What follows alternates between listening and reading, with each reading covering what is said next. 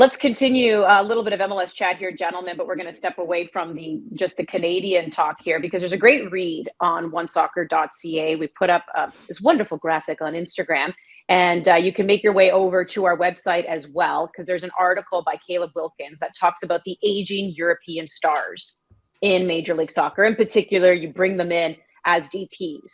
And so this is, just a highlight of some of these players here. And it just kind of asks the question of, have we seen the end of the era in MLS where these types of players are targeted, signed and brought overseas? Because, it doesn't necessarily show their salaries here. We all know they make in the millions, but, right down to what they're averaging goals per game, the amount, percentage of availability in minutes, and then total playoff appearances. That's the big one, right? Because in the world of North America, we have our playoffs. And if you're bringing in these guys, what are they doing in the playoffs? And yes, a lot of people have also mentioned where's Javinko? Because he probably is considered one of the most successful. But at the end of the day, there are probably Thierry a lot Henry. more we could put on the list. Yeah, Thierry Henry, Pirlo.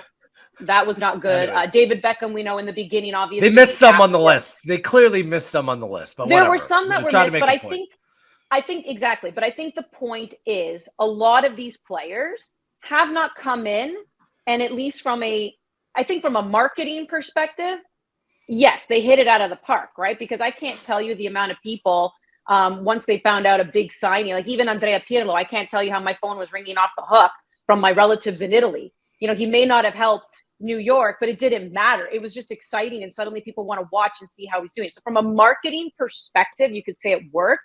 From the product on the field and helping them in the playoffs and winning a cup, maybe not so much. But what are your thoughts on that, Wheels, when it comes to do we think we've seen an end of an era here? No. Well, I hope not, because the biggest move in MLS history was bringing David Beckham to Major League Soccer. I mean, that's the biggest game changer. And he, alongside Landon Donovan, Robbie Keane, another great player, not on that list. They provided the foundation of one of, if not the best side in Major League Soccer history. These players bring cachet. They bring experience, helping young players understand what it means to be a professional. It's not just going to get any player in Europe who's looking for a big paycheck. You need to have proven winners, players with experience and character that are going to add something to this league. So it's not about just getting anyone, it's getting the right pieces here. And one thing, and I keep on saying this about MLS this year, and some might say I'm wrong, but that's fine, or you might not pay attention, but the league is nowhere near as good in terms of quality as it was 5 years ago. More teams in this league. I think it's watered down the product to a certain degree.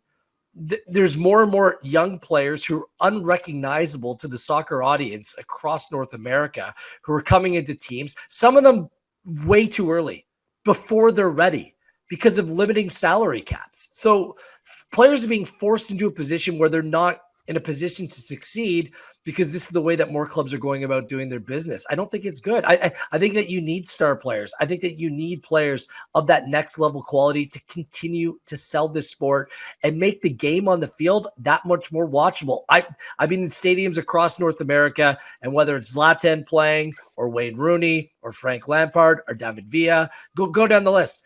It adds something. It brings something to the occasion. It makes it special seeing heroes play in front of your eyes wearing the kit of your team in your city. So I hope that this move doesn't go by the wayside. I actually hope that clubs are encouraged to use more levers, stealing that term from Barcelona, to allow more designated players and more top players come into this league. I think we're at that point, and I think they're going to realize in this transition with the new broadcasting deal and what's going on in stadiums, another expansion team coming in San Diego, that they're going to need top players to take this project forward and be one of the best leagues in the world.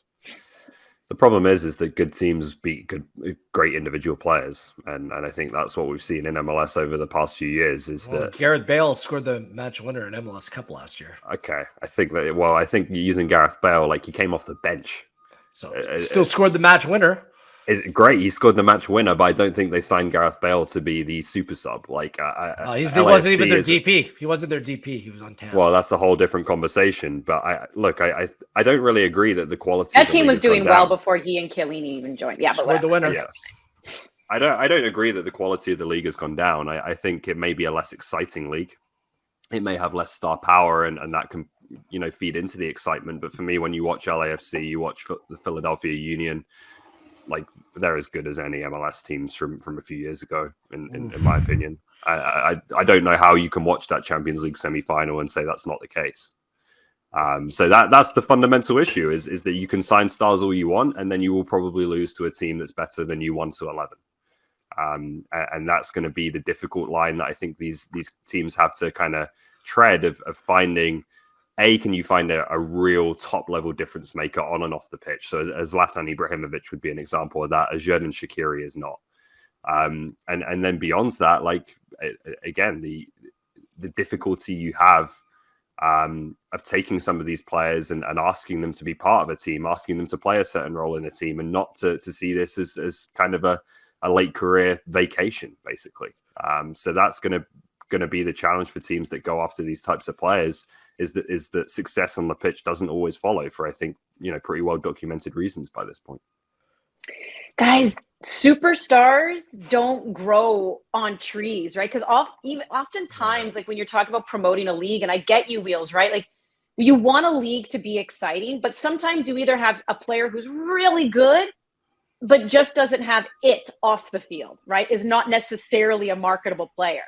Then maybe you have a guy who's got the pizzazz and whatever, but is not necessarily the number one guy on his team on the field, right? Like it's so rare you can get somebody who has all of it together. Like superstars are hard to find, and superstars are hard to bring on over as well, because they also cost money. And then, help a team, right? This is a team sport. It's not like a LeBron James. Basketball is different, where maybe one guy can carry a team. Yeah, well, exactly. And people have too low of a bar, I think, for what a superstar is. Like, again, if you can bring Messi over, fantastic, do it. We all want to see that in this league. Who wouldn't? But otherwise, I think you're going to have more success. And to be honest, I think in a lot of cases, the fan bases enjoy players more like Giovinco, who wasn't a household name in Europe, or even I would go down to like a Carlos Gil in New England. Like those players for me are more popular, more successful, certainly within their own market. But both those guys were DPs, and both of them were MVPs of the league, as was Alejandro Pozuelo. I don't think that you need to go top shelf shopping here. Right, but that's my point, Will, is there's a very clear difference between Carlos Hill and, like, say, Shaqiri or David Villa. But who different stratosphere. But those, I would argue that those players in the past worked out very well. David Villa was always part of a New York City FC side that was elite, was one of the best teams in the league. You only win MLS Cup in this league, or a Supporters Shield. Like, there isn't any other prizes that you can tie to those players. But there's now you look at, I'm just comparing with the standard of designated player in the league today to the standard of designated player in the league 5 years ago. It's nowhere near as good. Christian Benteke, like Xherdan Shaqiri, you're right. They're not star players, and they're being paid way above their pay grade for me. But Sebastian Giovinco, an Italian national team player who's playing for Juventus, a massive club, hit the ground running here in Major League Soccer and became a star and made his stock rise. Like, that is the best case scenario. But if you can find another Beckham or Henry or Drogba, then man, go out and bring those players to this league. I do not see a downside.